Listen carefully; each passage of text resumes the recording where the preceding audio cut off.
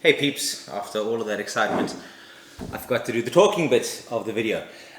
So pretty basic but very delicious salad that I'm really looking forward to eat.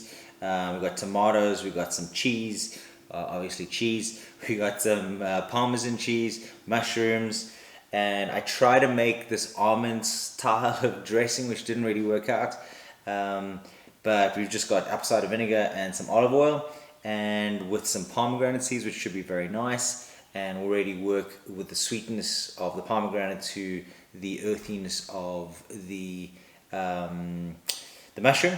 Anyway, so just a little quick note on tomorrow's episodes are going to be 2 bonus episodes coming up, which is basically both going to be cooked tomorrow, which I am currently doing 6 days a week of salads, and I'm doing 1 day of not salads. And the 1 day of not salads, I'm going to try my hand at a Philly cheesesteak for lunch, which I will make a video of, and myself and Marianne are going to do a lasagna for dinner. So I'll make a video of that. So the next 2 days will not be salads, and come join me on this experience of eating Philly cheesesteaks and lasagna. Chat to you tomorrow. Cheers.